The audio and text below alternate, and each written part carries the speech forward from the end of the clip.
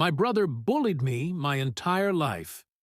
Then he got my wife pregnant. Now he's begging for my help after our parents cut him off. But here's the thing. I'm the one who inherited the $2 million he thought was his. David wasn't jealous of me growing up. He didn't have to be. He was the golden child. Mom coddled him. Dad admired his loud, reckless attitude. Me? I was the quiet one. The nerd. The punching bag. I helped him with school. He mocked my glasses, called me names, stole from me. Once, he even put rocks in my cereal. When I told Mom, she laughed it off. That's just how brothers bond. By high school, it got dangerous. He tried to set my hair on fire. Only then did Dad finally step in. He threatened to call the police. That was the first time David looked afraid. Dad later apologized to me, said he'd been blind to who David was becoming. That meant more to me than I can explain. He even enrolled me in MMA classes. That's when things started to change. I stopped being afraid. David stole my saved-up pocket money, so I punched him, hard. He cried. Mom rushed to his defense, again. But Dad? He told David, "You're lucky that's all he did." That day, something shifted. David backed off physically, but the verbal jabs never stopped. He avoided me, insulted me under his breath, and turned Mom against me whenever he could. I begged her to help us talk it out. She refused. Eventually, I earned a scholarship and left for university. The day I moved out felt like escaping prison. College was a dream. That's where I met Karen, my future wife. We connected instantly.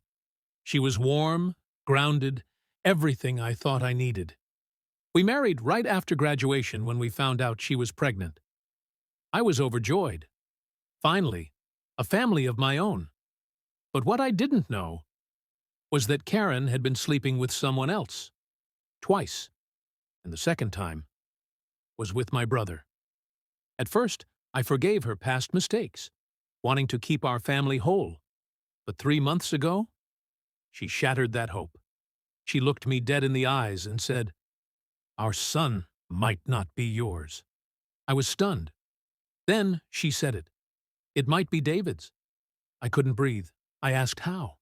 When? Why? She said they got close over the holidays. She saw David's softer side. He flirted. She caved. It started harmlessly, she claimed. But it spiraled into hotel rooms, secret getaways, years of betrayal. She stayed with me, she said, because I was the responsible one. I couldn't believe what I was hearing. The woman I loved, the brother I hated, and the child I'd raised might not be mine? I packed my bags in silence. She begged, cried, screamed. I didn't yell. I didn't even curse. I just walked out. I went to my parents and told them everything. My mother tried to deny it. David would never do that. So I called him. On speaker. At first, he denied it.